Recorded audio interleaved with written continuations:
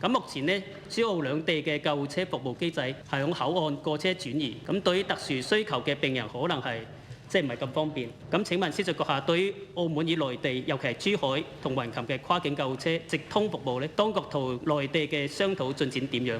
有冇時間表？區域合作中咧，提供危急病人跨境運轉嗰個工作，跨境嘅救護車嚇，可能醫院點對點嘅一啲工作啦，咁嚟緊都會有啲大灣區城市、其他城市繼續去講嘅。居民都喺嗰度生活、養老，喺醫療需要上面呢，一啲通關啊或者應急嘅醫療服務嗰個運輸啦，呢個都係一個比較會關注。咁所以同區域合作上呢，希望喺方面咧做繼續優化。跨境救護方面嚟，港澳2024年嘅呢個11月份，港澳係試運行1年，就係單向嘅，我哋嘅救護車可以過去，可以翻嚟，包括咗我哋嘅車空車過去嗰邊接人翻嚟，亦都係呢邊送人過去香港5家嘅公立醫院。咁呢個係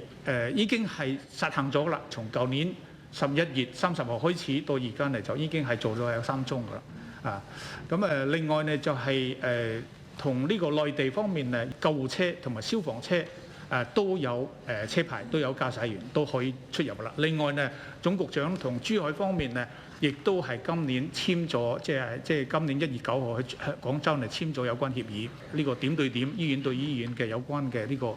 合作機制已經係簽咗啦。近期呢進行一個